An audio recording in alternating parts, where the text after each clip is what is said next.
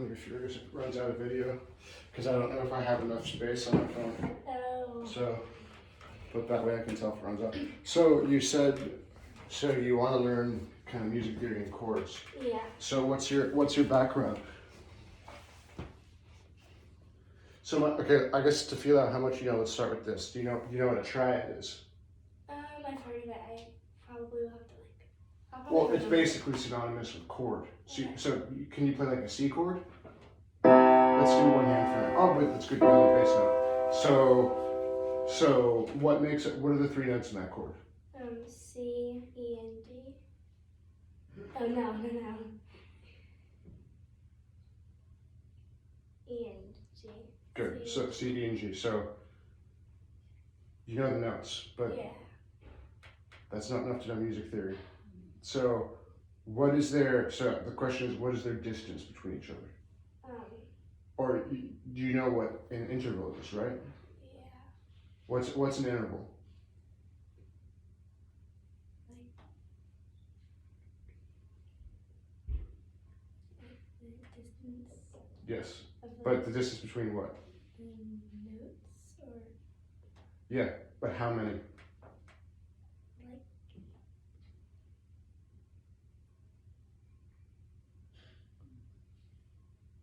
I don't know. Two. So here's why it's important. Because if you play two notes, it's not a chord. That's a big deal. If you play two notes, so play a C, just a C. Now play any other note. Well, so yeah, so if you played that was C and E, that's called a third. So that's what we're gonna get at. But the point is, C and E, that could belong to this chord, a C major chord. That could belong to this chord, an A minor chord. Not to be overly complex, but to say two notes is not enough to be a chord. So chords have to be at least three notes. They can become 4, 5, 6, and 7, all this crazy stuff. But when you have two, it's just an interval. I'm trying to think if I can compare it to something in science where you have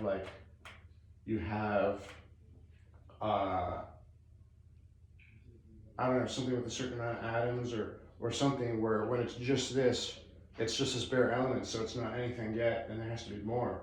So why that's important is everything in chords and music theory and stuff is made up of intervals. So a chord has three notes. That means it's made up of two intervals. So if you have three notes, you have the distance between the first and the second, and then you have the distance between the second and the third. So now, do you know what that distance is?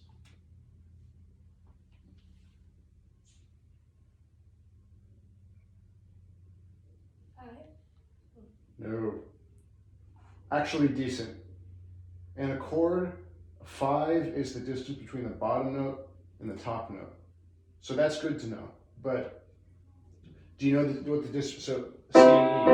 So the point is, there's a distance between this note and this note, and there's a distance between this note and this note, and it's the same numerically. So what is that distance? 3. Good. Like a triangle. So that's why it's called a triad. Oh. So the difference between chord, just like you know how people say, oh, it's not a song, it's a piece and stuff, you know? The words, you could use them interchangeably, but their origin has to mean. A chord, first off, a chord just means a clump of notes. So if you just did like, you could just say those are all chords. But the theory of it is triad. So just like in math, I don't know what math you're in, but like, have you gotten to the point where you learned that like Western math is based off a scale of 10? So once you get to 10, it repeats. Yeah. You know what I'm talking about? You count 1 to 10, and then at 10, you have, it starts over and you have 1, and then 1, 2, 1, 3. Yeah. So music, at least Western music, is based off a distance of 3. So understanding that you have triads and chords are made up of 3 is going to make all the confusion way easier than if you just do what you were doing at first, which is just to think C, E, G. because if you think so, later in music you get things which are not based off of three. You might have something from four at a distance of four, and that happens later. But that's like you shouldn't think about that at your stage, But in just like in math, whatever it is with computer science, is based off 0 and 1, and just those two are binary. I don't really know anything about it. So, and the point is this: if we're going to learn in a basic lesson what chords are, so how many notes are in a scale? 7,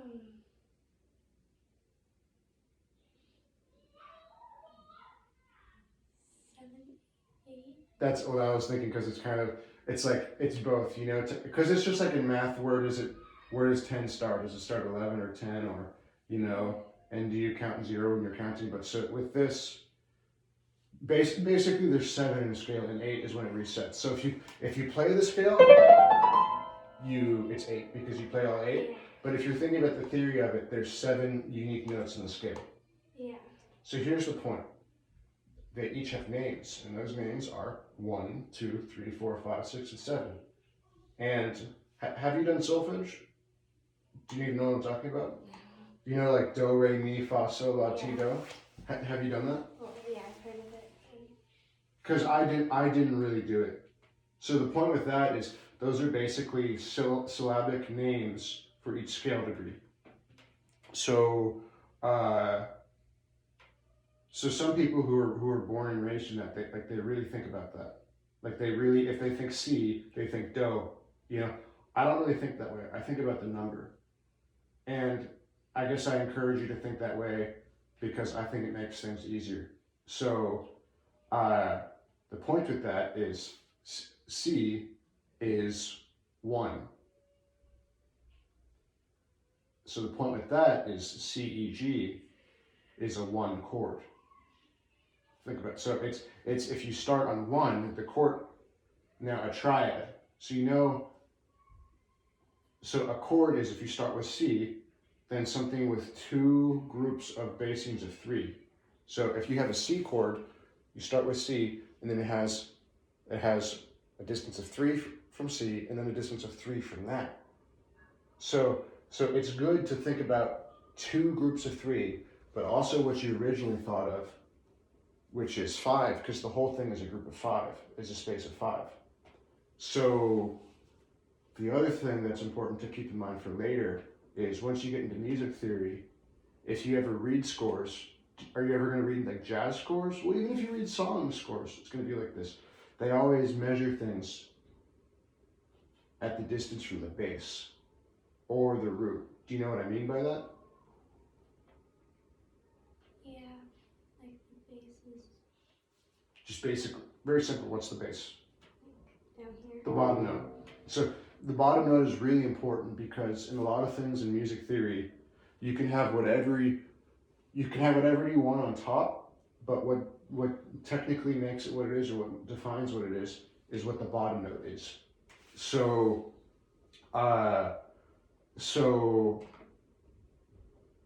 it's good to know, to think of chords as C, which is 1, with a group of 5. So basically, I want to see if you can figure out, can you play like a 3 chord?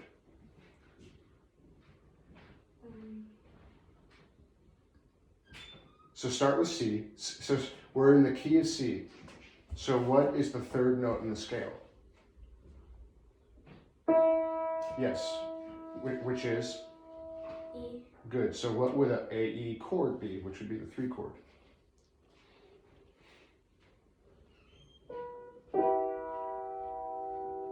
Yes. So now you can think later about, major and minor, right? Yeah.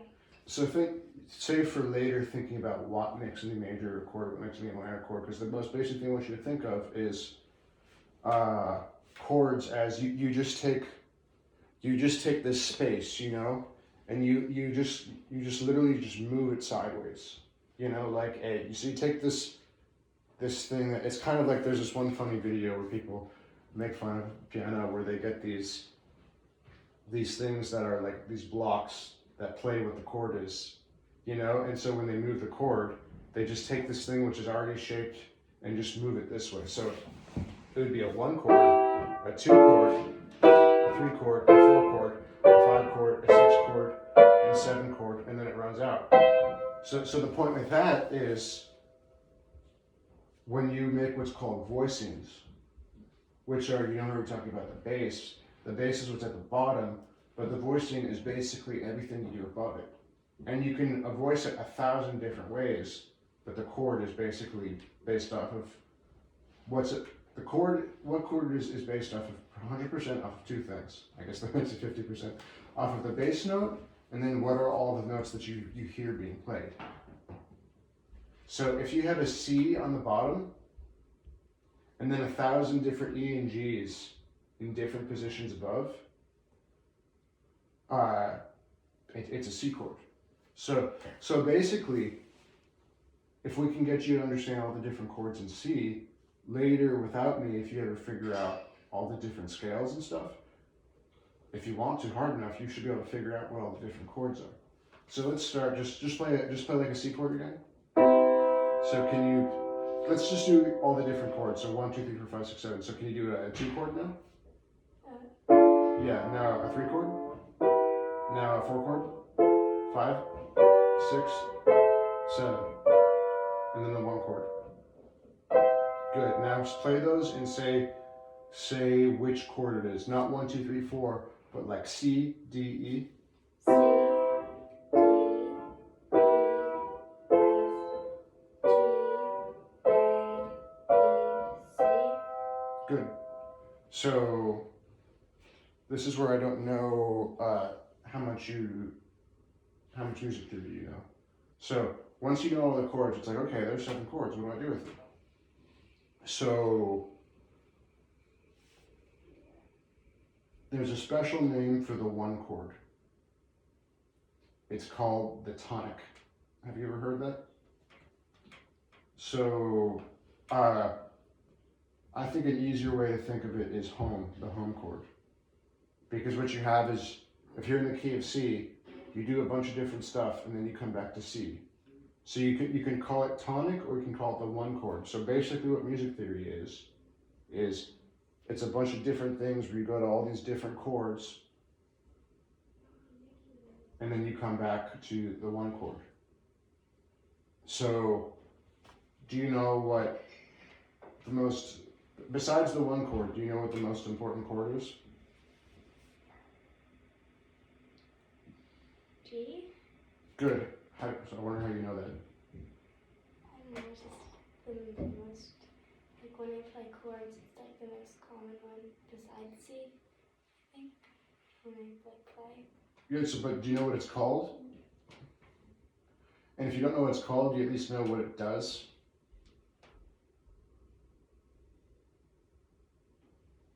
Oh, it's the 5th one. Mm-hmm. But I don't know. The basic thing is that it always comes before the 1 chord.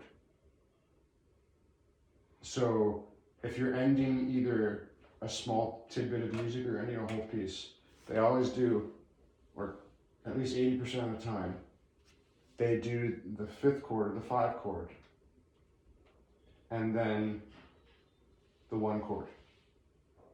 And there's a name for it, which is, do you know what it's called?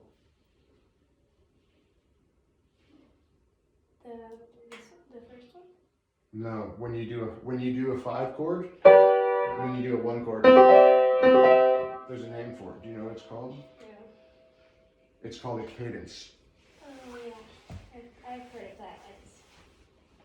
So that's really important because when you start thinking about songs and chords and stuff, it just seems like, well, there's 7 chords and a million different combinations.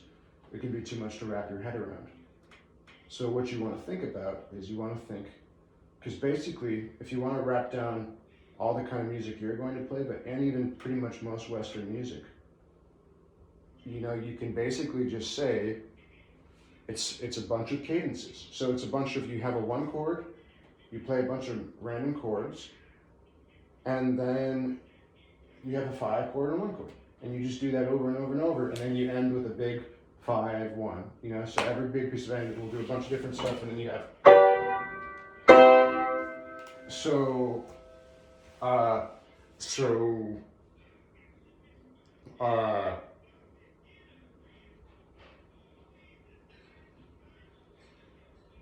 there's a name for it, which is called dominant. Now, it's tough because it's like you're already learning 1 and 5, but the fact that there's a tonic, which is 1, and a dominant later is important because those describe the function. So a function is different than what it is.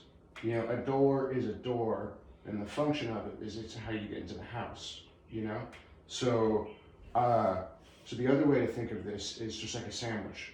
So the bread is the cadence or the dominant tonic or 5-1, and then everything else is what you put in between. So if you ever learned all the scales, if you ever wanted to be able to like play all these different songs, if you could learn the 5 and 1 in every key as like as the first thing, then the rest will fill in relatively easily. So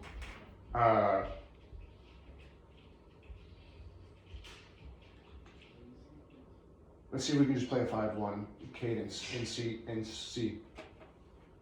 And you knew how to do the bass note when I first asked you, so try it this time. Oh, the bass? So in the bass, play a G. Oh. Now play a C chord. Okay, that works, but looks like I was hoping you would know how to do this. But you didn't, but in a way that's good because with this stuff you want to just think as basic as possible with the conceptual stuff. So there's tonic and there's what? Cadence? Or...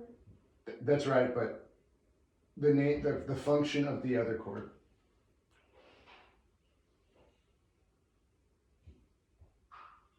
Dominant. Also, this is probably really fast. I think in music theory classes this takes a couple weeks, but I'm sure. So the idea is that, you know how I spoke of cadences as just like almost like a sandwich. So you basically have 1. So at the ending of any piece you have 5, and then you have 1. So before the 5, which is the dominant, you'll have something called, it's either subdominant or predominant, but you basically have a chord that can become before the 5. And this is why you learn tonic and dominant, because the subdominant, pretty sure it's subdominant, it can be a couple different chords. So, but the function is always the subdominant. Because after that, after having subdominant, dominant, and then the tonic, there's really no other functions. So everything else is just like, what do you want to put in the sandwich? You can put whatever you want. Bacon, lettuce, you know? So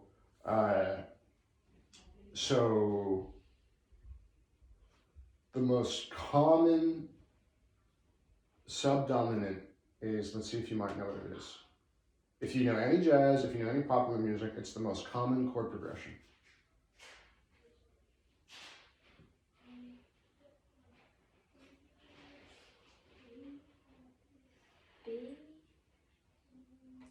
No, I'll give you a hint. If G is the dominant, it's right next to G.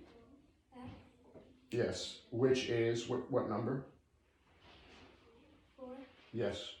So 1, 4, 5, 1 is the most common progression in all music. If you did some study of popular music, I bet like at least 30% of music is just 1, 4, 5 over and over. Just listen to what it sounds like.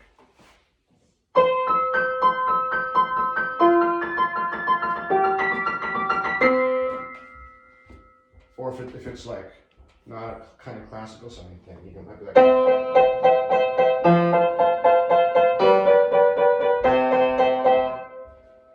So, and that applies to jazz too. In fact, jazz, you just put what's called 1 half note between. You just go. And all you did was add in the 1 note that's between the 2. But it's basically 1, 4, 5, 1. So, we can't do this all in a 30-minute lesson, but in your own time, you should just get used to 1-4-5-1 because it's the most common chord progression. It teaches you the basic functions of so you let's see if you know the three main functions. The last parts of the sandwich are the cadence. Can you name them? C. No, the functions. Dominant. Good. Dominant. What's the one before it?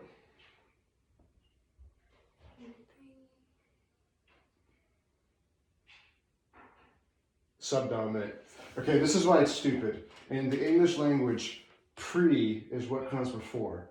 A prefix before a word or a preface before a book. So you think it would be called the predominant. But they call it, and I think some people have colloquially called it that, but they call it the subdominant.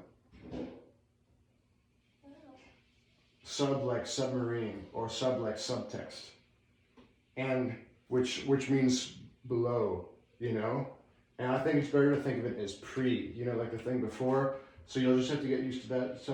Music theory is actually, I haven't done enough math, but there's a lot of points I remember when I was learning music theory in high school where they say like, this doesn't make sense. I know there's 1,000 better words to call it, but this is just what they call it, so you just have to get used to it. So the point is subdominant, dominant, tonic. Let's say it together. Subdominant, dominant, tonic. Everything else is just how you fill in the sandwich. So here's the other reason. The other most common subdominant is the 2 chord. Now what's crazy about this is the 2 chord is only 1 note different than the 4 chord. So if you take the D and move it down to C, all of a sudden it's an F chord. Same thing if you play an F chord and you move the top up by 1 note, you actually have the 2 chord. So they're very similar, and you should kind of experiment with that. Here, just do it real fast. Play an F chord. Now move the top note up by 1 note. Yeah, good. So, because that's good, because later when people learn subdominant, they kind of get those two confused, and they think, well, is the subdominant 4 or is it 2? Because one is major, one is minor, and then when you change the keys, it's the other way around. One is minor and one is called diminished, which we should probably do that before the lesson ends. We have about 8 minutes. Maybe we'll go slightly over so we can get all the basic things. So, but it's really helpful to know that they have this core interval, right, of a third, and then it changes just 1 note on top. So let's figure this out. So, if we could write this down, it'd be better. So, in the key of C, name the chords that we've already talked about that you use in the functions. So we'll start, obviously, the tonic is the C chord, right? G and F. Yeah, so, and there's one more. D. Yeah, so we've talked about C and G, which are tonic and dominant, and then F and D, which can go before. So that leaves how many chords left? 3. That's all. So, which are, see if you can play them. Good, so that's the first one, which is, what chord is that? E. Yeah, and what's the number? 3. Yeah, and then play, what's the other one you haven't played? A. Good. And then what's the other one? It's actually,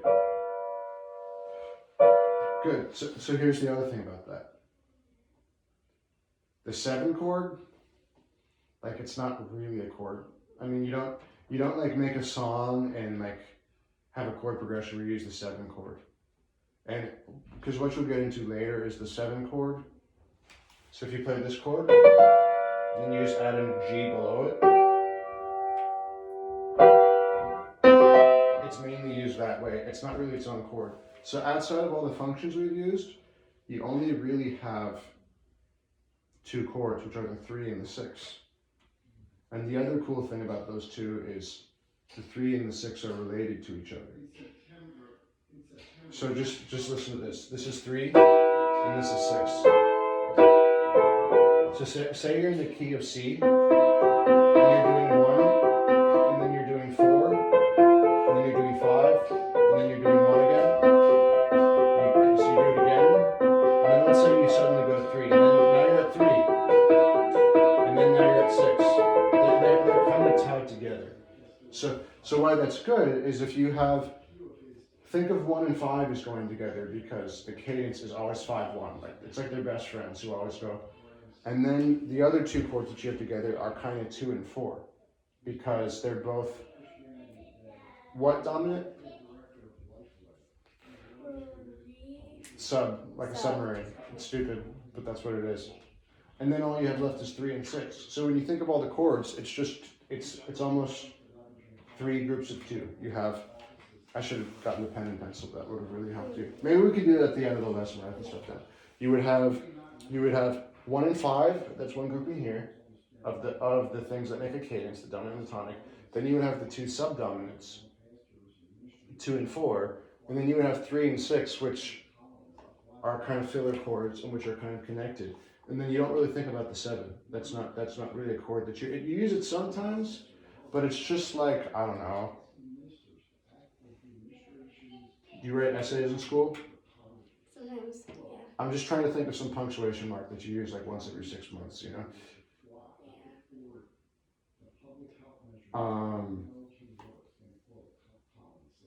So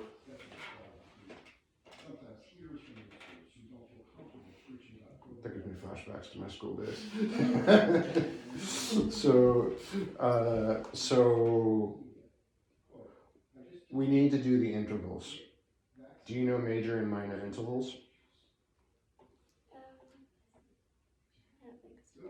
Okay, we can do this quickly. I hope this isn't just too much information to do in a whole lesson.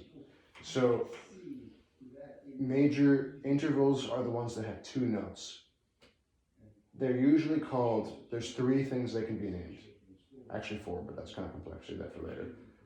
They're called major, minor, sound like some sort of nerd, or perfect. But you should basically just start by thinking about major or minor, because all perfect really means is it's not major or minor. Like, I'm trying to think of, you know, something you could call, you know, a person, you know?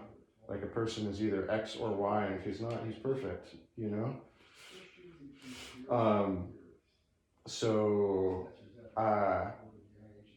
One thing that would make it a lot easier for you. So you know how I said some things in music theory don't make sense? Because the basic idea, since they call them, this is one of the big things in music theory I wish they would have rethought before they made the rules, you know? So the major, the idea is that a major chord would be made up of major intervals, and a minor chord would be made up of minor intervals. But if you, when you're at your stage, get used to it that way, you're just going to confuse yourself, because as you're learning all the different combinations, you're going to see all these chords which are minor and made up of major, and major which are made up of minor. So I encourage you to think of it as fat and thin, or farther apart and closer together. So the major intervals are farther apart, and the minor intervals are closer together. So look, there's only 7 intervals. 1, 2, 3, 4, 2, 3, 4, 5, 6, 7. So the second, you have the major second.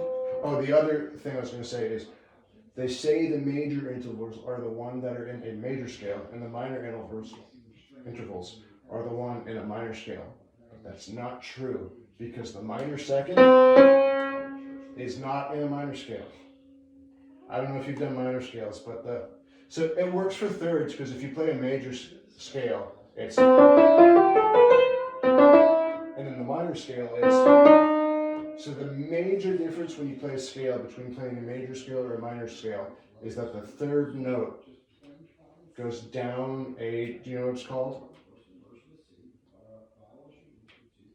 Have you heard half step? Yeah. Good, that's a half step. The basic thing is if you just do any